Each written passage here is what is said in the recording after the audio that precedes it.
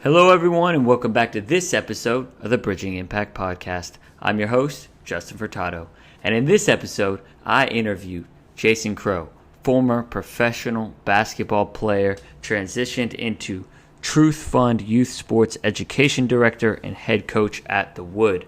In our conversation today, he dropped some pearls of wisdom for young coaches who are aspiring to really make an impact in the lives of youth and men, women, people.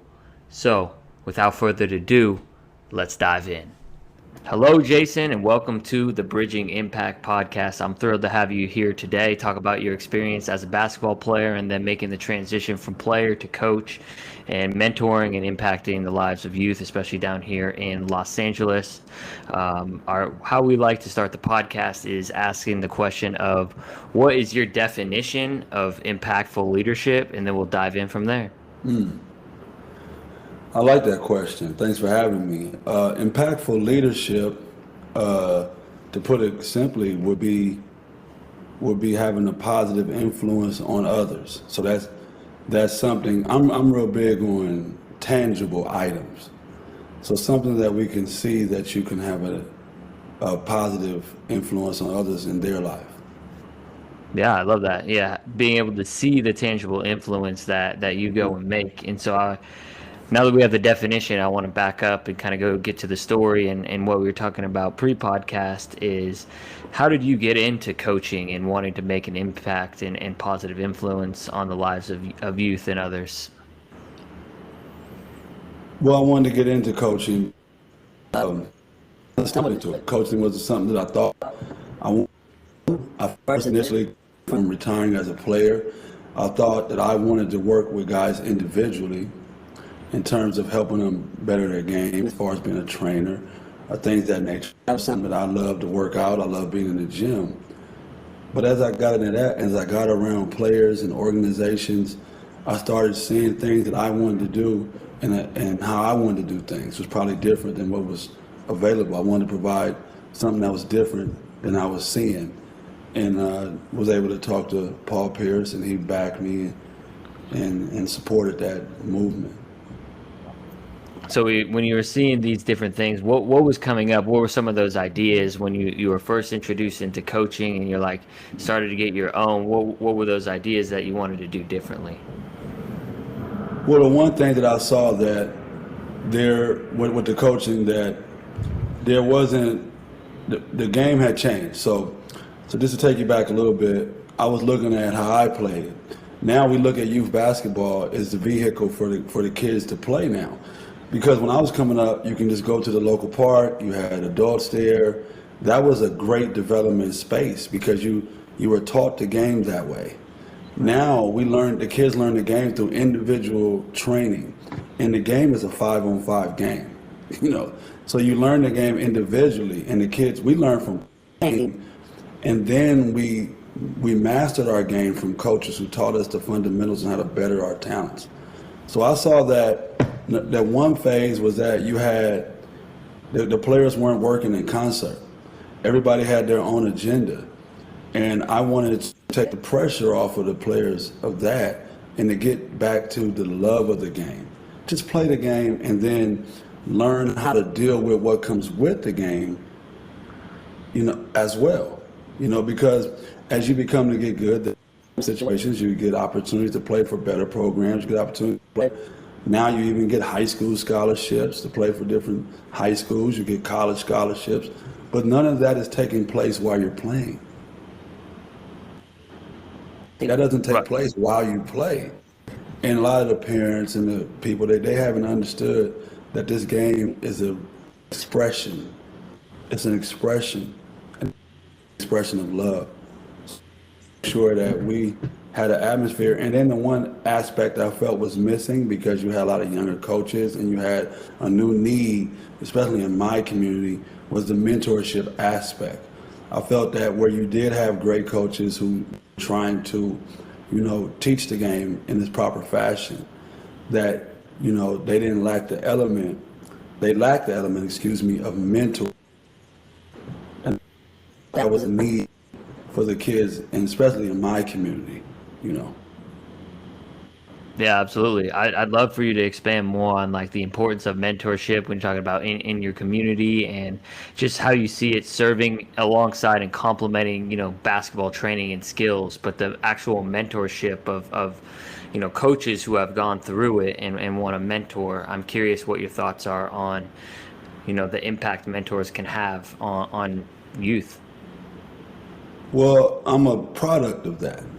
And I encourage everybody who gets a chance and experience this podcast to go look up a documentary called Inglewood Morning Sessions.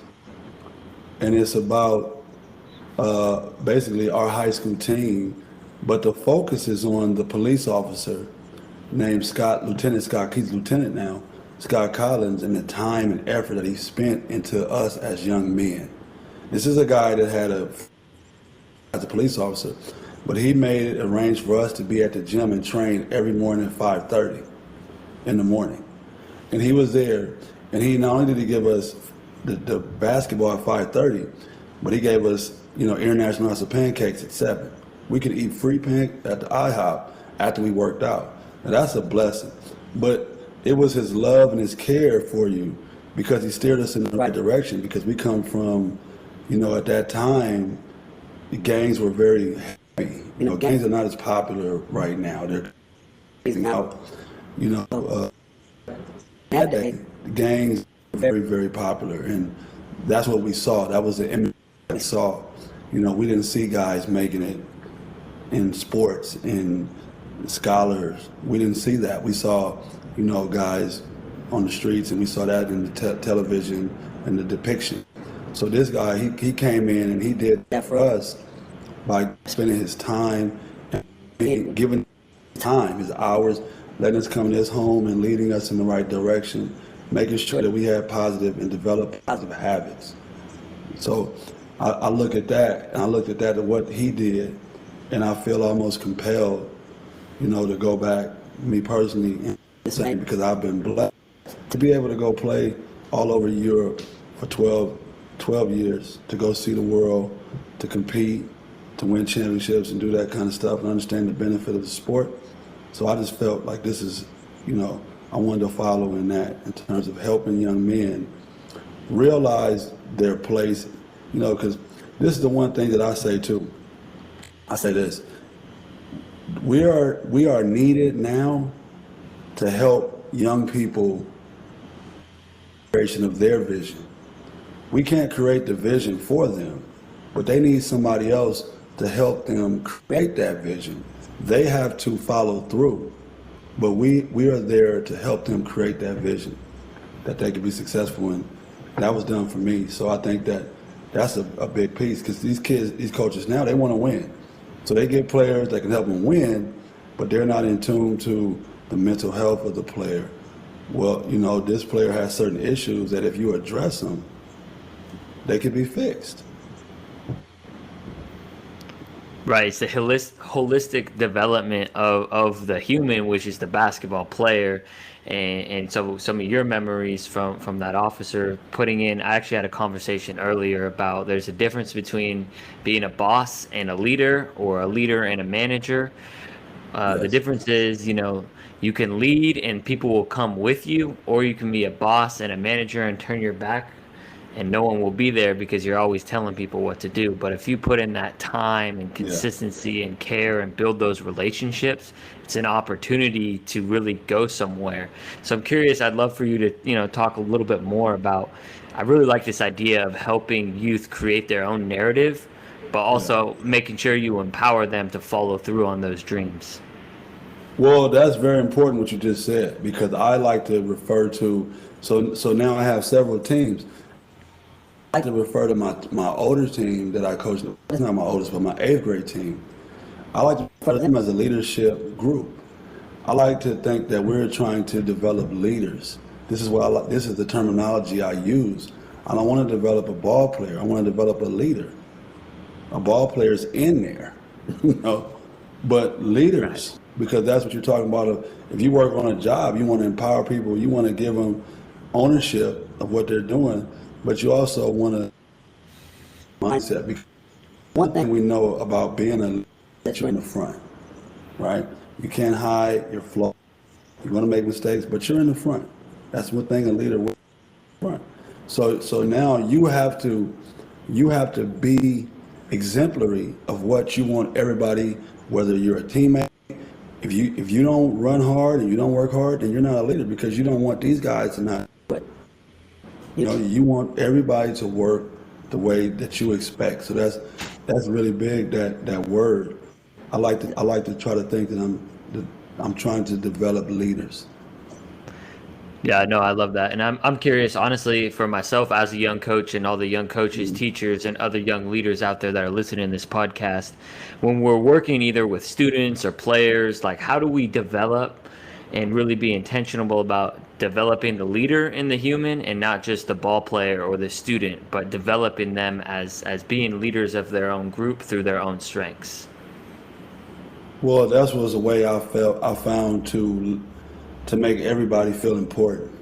You know, sometimes we look at the ball players and some guys are just more talented. They have a special gift. Some guys can shoot better than others. So those guys generally tend to feel more confidence.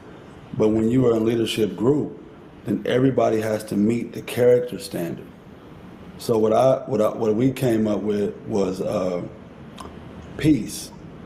Peace, PEACE, as an acronym, as 5 things that we want our guys to embody. So when you look at our players, then you want to see all these attributes in them if you're with them. And peace is preparation, energy, adaptability, communication, and ethics. So everybody on your team, from your best player to your last player, has an opportunity to. Everybody, a starter or whether you're, coming off the bench, you have the opportunity. You have to communicate. Communication is something that's lacking generation. We know that because of the technology, right? You can sit there. I joke all the time. I know what was going on the weekend.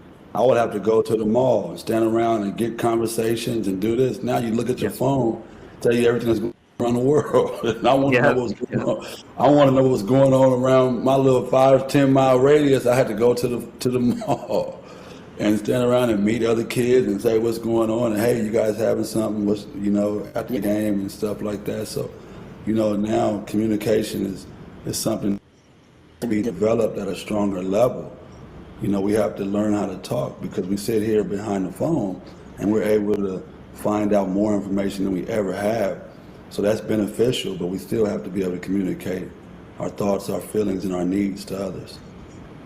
Yeah, 100%. Honestly, I noticed that this week when I was subbing as a math teacher was like they were in groups and I had to give them a little group assignment. And so some of them, that are friends, it's a little easier to socialize. But those that aren't friends, it's a lot harder to be like, I'm like, y'all got to communicate and work together, like this isn't going to get solved by yourselves. Like you guys got to work and talk. And it is like, I do notice that like the social skills and part of it has been because of the pandemic and screens, like we had to do school on screens for like a year and you lose a lot of that social, emotional, like relationship. Yep, that connection is so crucial. And I'm curious how you value and cultivate that connection on those teams that you coach. Well, you have to empower people. So what I do is the pandemic was actually, as far as what I wanted to do as coaching, was beneficial because it brought a lot of new technology out. So now, like with my teams, we have Zoom twice a month. And we have different topics. I'll give you an example. The topic that we're dealing with now is improvement and for improvement of habits. So what you'll do is you'll have anybody of your kids lead that and speak. You have to call on different ones to speak. They get in the front of the Zoom and they'll speak about, and in fact you start off with them speaking about topics that they're comfortable with. And you get people that maybe are not as, the personality is kind of reserved, You get those guys to speak up more often. And now the teammates are like, man, I didn't even you know, it's Yeah, right. jokes because they reserve like and do that. But what we're doing now with the habits, I have them taking 4 aspects of their life: their sport, their hygiene, their home life, and their school life. And I'm having them focus on 2 habits that they want to eliminate and that they want to. And it has to be something that we can measure. So, for example, you can't say like in school, like, oh, I want to be a better student. That's not. That, I want to be a better teammate. No. You have to have something there. Now you can't say, I want to stop talking in class, because that's a habit. Or you can say, for the positive, I want to put 10 minutes a day to review and organize my work. Something, whatever it is, it's something that you can look at and say, I've been doing the job, I haven't been doing the job. Something like that. So that's what we're working on right now. And then you get different guys to speak. You get, that's what I've been doing with my team. Is we've been utilizing the Zoom as a way to communicate and be another locker room and like almost like a counseling space that we didn't have. So, I think that's been very, beneficial to the guys to see other guys grow space. Right, and you're living exactly what you're preaching in terms of empowerment and giving them the opportunity to speak and share about improving their habits. I'm curious, there's like the winning is such a big part of sports and culture and even in business and in life, but it's so important to work on these connections and empowerment and these habits. I'm curious, how has your philosophy helped, with the overall development of each player come onto the court? Do you have any stories that you could share that these habits have kind of transitioned into the actual like vehicle of basketball? Yes, I do have one. I got a kid, and that's what made me want to do this, because with the kids now, I saw that, what I saw too is I started off with high school kids first. So I should say that.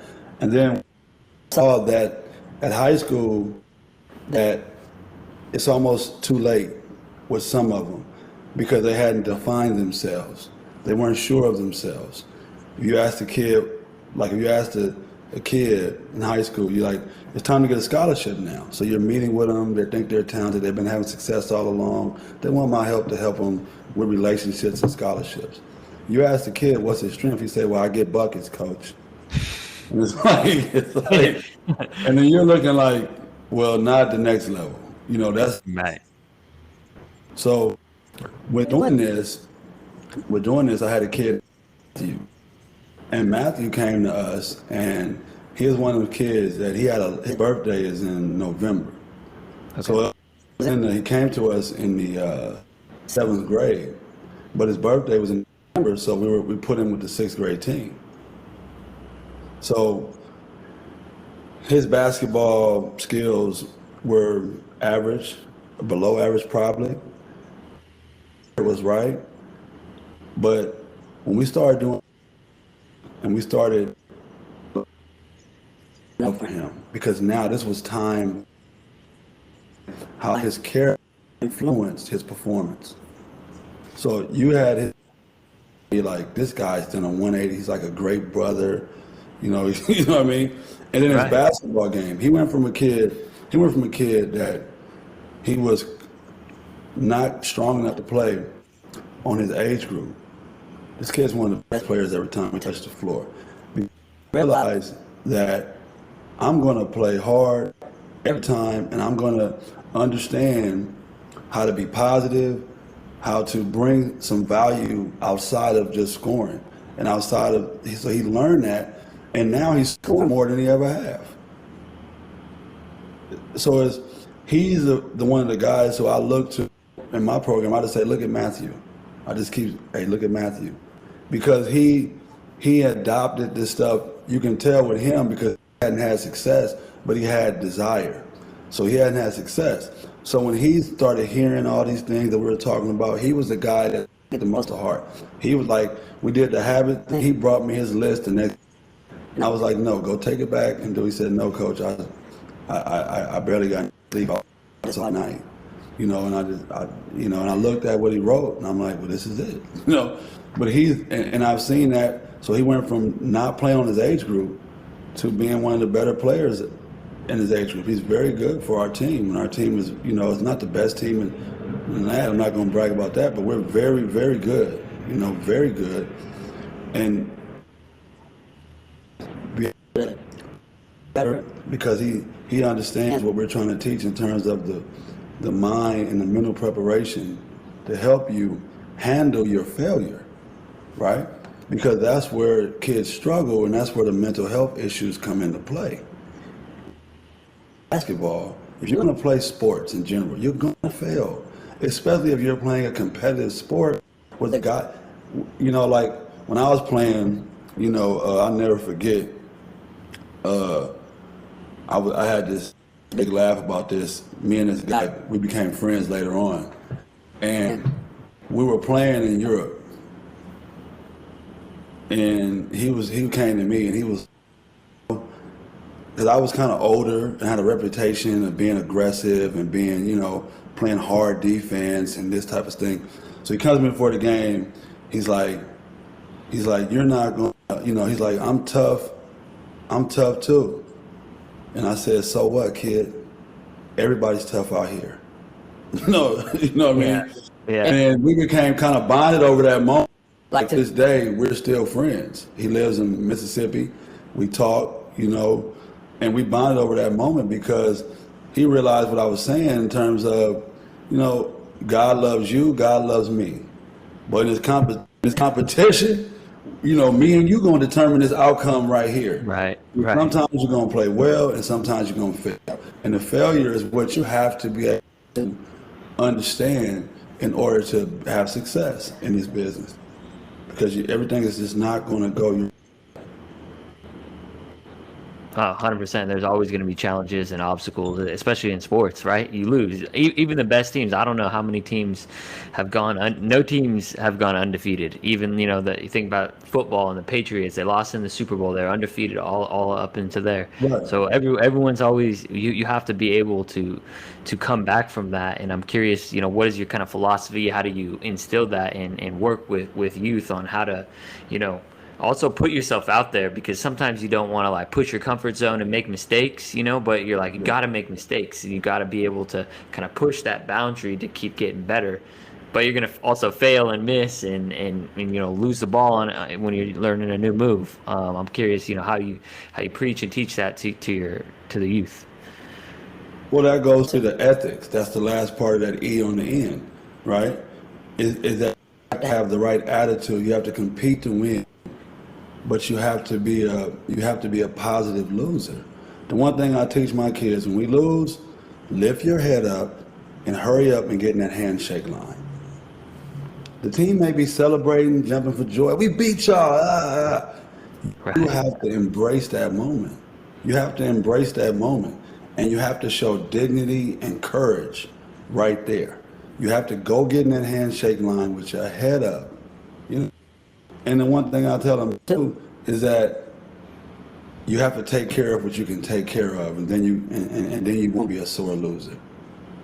So if you did the preparation, if you showed up all week, and you did what you had to do, then you have to be fine with your results. But right. When you don't do that, then you're not you're confused as a person already. And if you win when you don't do that, pretty soon you're going to collapse. It's going to happen. You're getting a false sense of what you need to be doing right here. So, so I try to just teach them that the character that you develop with that peace is going to carry you. It's going to carry you. And everything is not going to go the way you want it. But if you go out there, that's why so now we have to teach our kids to have fun I'm always preaching that. I'm always preaching that. There's no stress here. There's no stress here. There's no stress here. Let it go. We're always experience. Let's have, you know. So even in defeat, you have fun because you put a jersey on, you know, and you can still have fun. And nobody likes to lose. You know, nobody likes to lose. You know, we're not encouraging that. We're not encouraging that. It's more about understanding that the losses, like you said, are inevitable. So we're preparing to move forward through that. You know, we're preparing the mentality to move forward through that. Not really about accepting it, more about moving forward through it. Right. And the peace, the acronym peace, is kind of the foundation of character and what you can control, because there are so many things in the game of basketball, game of life that you can't control. You can't control the refs. That's why I always tell when I'm coaching, I'm always like, you're never going to have a good ref. You never. Like, if you do, count your blessings, right? But if you can, you know, control the peace acronym and have fun and enjoy it, because basketball is a game where you're throwing a ball in a hoop, you know, and having a good time and have an opportunity to maybe get some scholarships or at the least, you know, make some memories during your childhood and your youth, and then just have fun. Right. Yeah, that's that adaptability in there. So you to the situation. Yeah, it's always about, you know, being flexible, adaptable. So I'm curious, I'd love to learn a little bit more. You talked a little bit about it at the beginning about, you know, the foundation and the organization that you ended up, you know, working with Paul Pierce and starting, and, you know, how people can learn more about it and its support. Yeah, like I said earlier, like you just elaborated on, Paul Pierce is very instrumental. He's been a big support because he comes out, first and foremost, he comes out so much, you know, gives his time to the kids. He had a party at his house last year, was the first time we did that. I mean, we had 100 and some people at his house, you know, and he had big old slide and stuff like that. So his whole thing with that too is because we recognize we're not trying to build pro ball players, okay?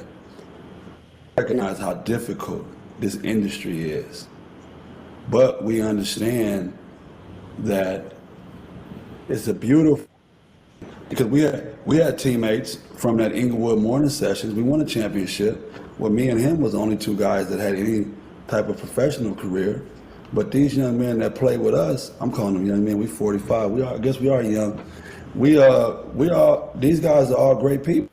They're fathers. They work, and they do other things. And so he understood that the importance too of having a place where guys can, yes, you will be challenged basketball wise. You will be challenged. You'll be told the truth if you want to be successful there. But also creating this space where we can help young men in the community because of the fact that, and that's the other thing I left out, youth basketball, we talked about a bit earlier, youth basketball is extremely expensive. It's becoming an elitist sport, something like figure skating, golf, you know, because just last week we had a tournament, and it was $20 a day to get. I mean, yeah, it was a 3-day tournament because we have Monday games, and it was $20 a day to get in, right? That has nothing to do with the money you have to pay to your organization for gym costs, rental fees, and things of this nature. So this is very, very inexpensive undertaking. So you can just imagine the kids without the resources to participate are getting further behind. You know, they're getting behind because they have a desire, but because you can't go to the park and get an honest game anymore, the park and recreational sports system is not what it was when I was a kid anymore, where you go there and you get quality competition. So we wanted to have this space like this, you know, that where we can help kids from all areas though, not just urban areas who don't have the resources, because what I learned from doing this too is that every child, even if they have needs, And sometimes some of the kids from the most affluent areas, because their parents are expecting the money to cover everything, The mentorship is the money. Didn't I buy you this? Right. You know what I mean? Yeah. What do you Right. need? I work hard every day, And there's nobody to talk to. There's no social interaction between the families as well. It's just a business with your child, And as a parent, sometimes you don't even recognize it because you think that you do love your child with all your heart, but you don't recognize that you and everything that you're doing is the child needs some supplemental mentorship to help you out as a parent, even though you have given them the world, as far as material things are concerned, and your love probably. But yeah, so that was a big thing where we got started there. And you said if anybody can help us, yeah, please do. Yeah. Yeah. If everybody can reach out to us, yes. We have to redo our website. We took that down because of the pandemic, and we never really got it back up because we had got over 100 requests to join the team. Everybody was asking me, and then the pandemic came. It was like we had to get in our bubble, so I didn't want to add anybody to that, So we haven't got our website back up and active, but you can DM us on Instagram.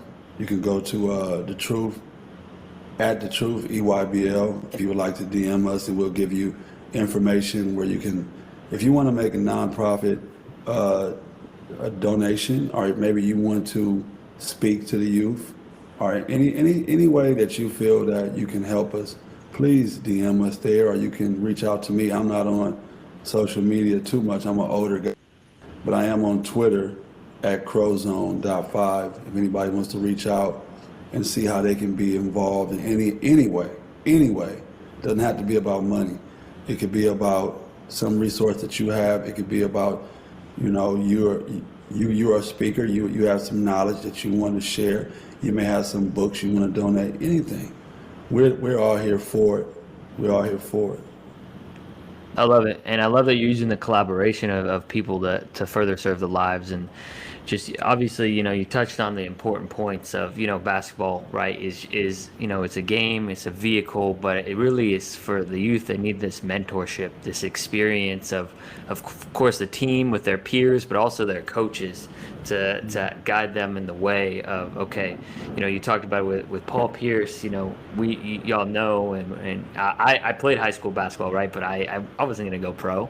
I rode the bench in high school, but it's still, I learned so much. I got so much mentorship from coaches and other sports as well. And just, bringing those peace acronyms into their lives, whether they end up, working in the business world or, with coaching, whatever it ends up being. So I really do like that, and I love it. And one of the things I want to finish up this podcast with is, for the young teachers, young coaches, young leaders, what advice do you have for them all getting started in their journey? This is what I try. When you're young and you want to make sure that you seek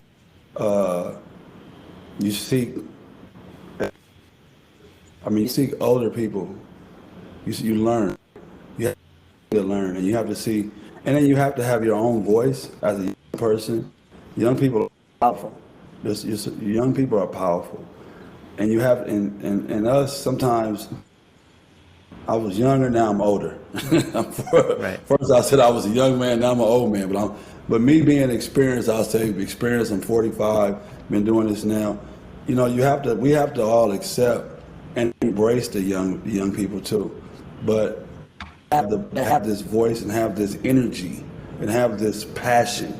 We have to make sure that we don't quell this and try to dominate that. So I hope that anybody watching this that is experienced, that they are, open your mind up and allow young energy to come through your program, because that's what keeps you connected, right? But as being a young person, just do it like Nike. I mean, the benefit to this is that you can do now whatever you want. This is America. It's one of the benefits.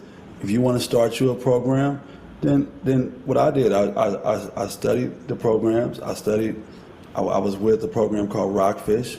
I went on the road. I paid my own money. I volunteered coach. I watched the uniforms. I did everything. I didn't have an ego, and I didn't like what I didn't like. I put a note of it. You know what I mean? So I can do things differently on my time, but it's definitely important that you understand and also that you educate yourself. Best things I did is it was an accident, but I ended up going back to school in 2013 to finish my degree.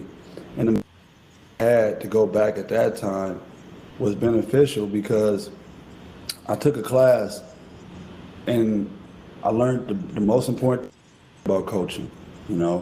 I was a guy that was a coach. You're thinking about coaching, you're thinking about your basketball IQ. You're thinking about, your experiences. You're thinking about plays and everything else. The guy told me, the teacher, he said, because this is a graduate level course on coaching, so you had a lot of coaches in the class. And he said, the most important thing about coaching, I'm going to tell you, is that you have to know your guys. You got to know your people. If you don't know your people, how do you lead them? And that seems so simple, right? But from that's what I pour into it. I know everybody on my team, life kind of scenario looks like. I know what I can look at their body language. I can look at them, and because I know them, I'm able to reach there. I'm able to pull more from them. I'm able to coach them harder. I'm able to be more demanding because of the fact that I have already shown a desire to understand what goes on with you outside of whatever we're doing here. And that's something that a lot of when I was coming up. You got there, you shut your mouth. Now these kids, you have to, they're not going to, you say shut up. I mean, they don't, go somewhere else. And of course that hurts the kid. We're in the process of helping them.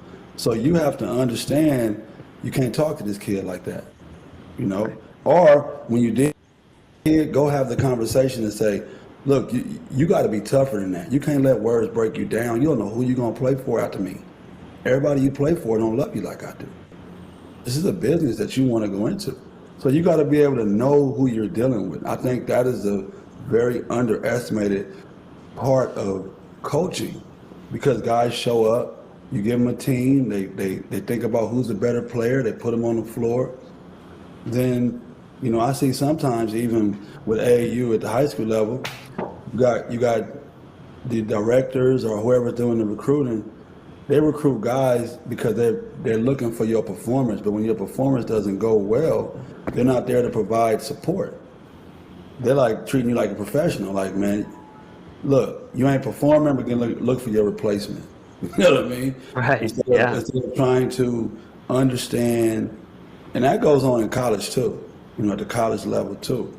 So I think that all young people, as you're coming into this, please try to,